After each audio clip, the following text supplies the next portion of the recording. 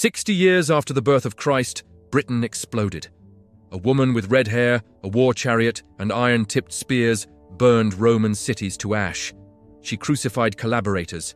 She wiped entire legions off the map, and for a moment, Rome nearly lost Britain forever.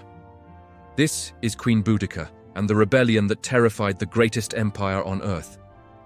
Boudica was the queen of the Iceni tribe, located in eastern Britain, in the area we now call Norfolk, England. For a time, things were relatively stable. Her husband, King Prasutagus, ruled as what was known as a client king under the Roman Empire. This was a common arrangement. Local rulers were allowed to govern their own people and maintain their titles, as long as they ultimately obeyed Roman authority, paid their taxes, and didn't cause any trouble. It was a practical, if uneasy, compromise. Prasutagus, hoping to keep this peace even after his death, made a will. In it, he left his kingdom jointly to his two daughters and to the Roman emperor. He thought this would protect his family and his people, ensuring a smooth transition and continued autonomy for the Iceni. He couldn't have been more wrong. When King Prasutagus died around AD 60, Rome saw an opportunity not for partnership, but for plunder. Instead of honoring his will, Roman officials ignored it completely.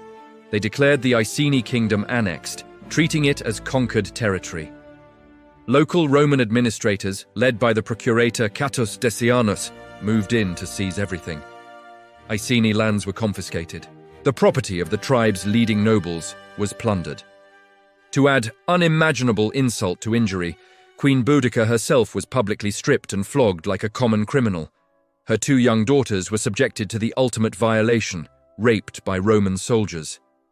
It was a calculated act of terror and humiliation, designed to break the spirit of the Iceni people and erase their identity. This wasn't administration.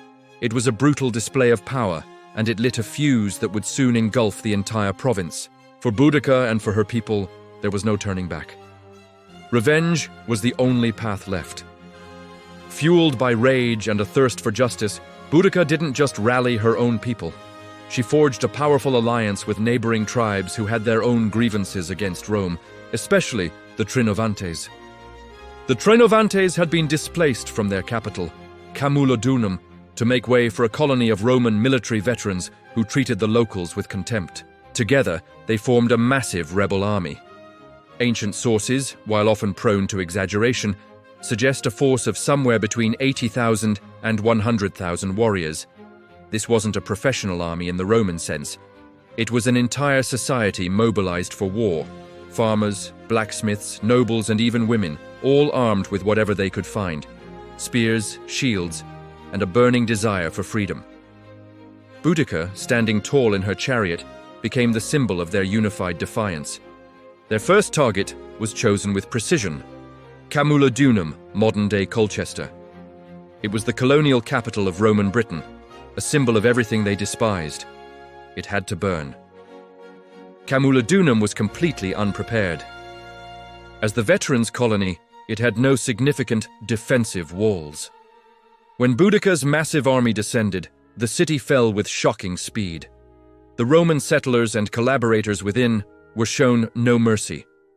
Roman historians describe scenes of horrific violence as the rebels enacted their revenge. The ultimate symbol of Roman domination in the city was the massive Temple of Claudius, a structure built to honor the emperor who had conquered Britain and was now worshipped as a god. A small group of defenders barricaded themselves inside, holding out for 2 desperate days. But it was hopeless. The temple was stormed, and everyone inside was killed. The entire city was then put to the torch and burned to the ground. This isn't just a story from ancient texts. Archaeology confirms it.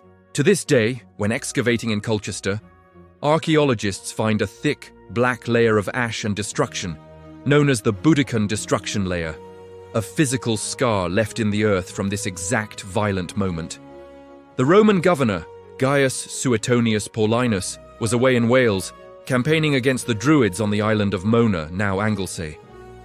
When news of the rebellion reached him, he raced back with his cavalry. But he was too late to save Camulodunum. He then marched toward the growing commercial hub of Londinium, modern London. Upon arriving, he made a brutal strategic calculation. The city was undefended, and his forces were not large enough to protect it and fight Boudica's massive army. To save his army, he had to sacrifice the city.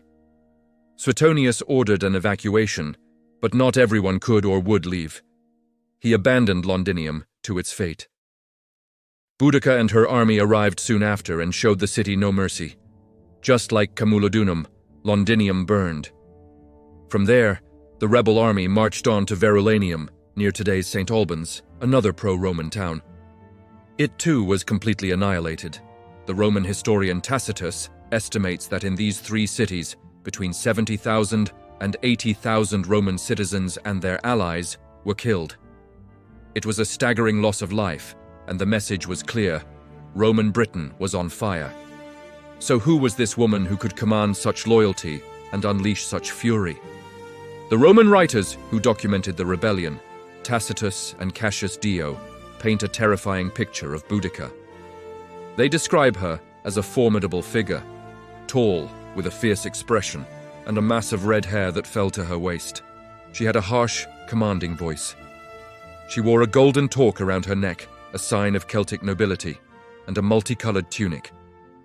When she addressed her army, she did so from her war chariot, her daughters beside her, carrying a spear to emphasize her points. They say she invoked Andraste, a Celtic goddess of victory, performing divination to predict the battle's outcome. To the Romans, she was more than just a rebel leader.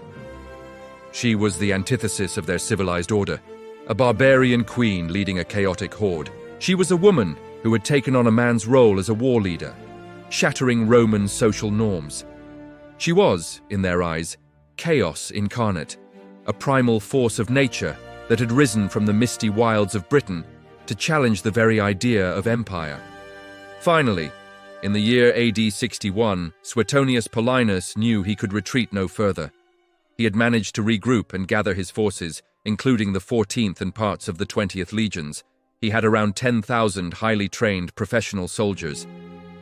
He was still vastly outnumbered by Boudica's tribal army, but he had discipline, tactics, and superior equipment on his side. He chose his ground carefully, somewhere along the Roman road known as Watling Street, likely in the West Midlands of England. He positioned his men in a narrow defile with a forest to their back, preventing them from being surrounded. The Britons, confident in their numbers, charged forward in a massive, disorganized wave. The Romans held their ground, first unleashing a volley of heavy javelins, or pila, that tore into the British ranks, before drawing their short swords and advancing in a tight, disciplined wedge. Roman training and tactics prevailed over sheer numbers. The British charge was broken, and the battle turned into a rout. Because the Britons had brought their families in wagons to watch the expected victory, their line of retreat was blocked. The Roman victory became a slaughter. In the aftermath of the crushing defeat, Boudica's fate is shrouded in some mystery. The historian Tacitus, our most reliable source, reports that she ended her own life by taking poison, choosing death over the humiliation of being captured and paraded through the streets of Rome in a triumph. The rebellion was over. Rome reasserted its control over Britain, this time with even greater brutality, punishing the rebellious tribes. But the Emperor Nero, shaken by the near loss of the entire province, eventually replaced the harsh governor Suetonius with a more conciliatory one. A lesson had been learned. Even the mightiest empires could be pushed to the brink. Boudica was defeated, but her legacy was forged in fire. To this day, a statue of her and her daughters stands proudly in London, near the Houses of Parliament, a powerful and enduring symbol of freedom, defiance, and one of history's most dangerous truths. Even empires burn.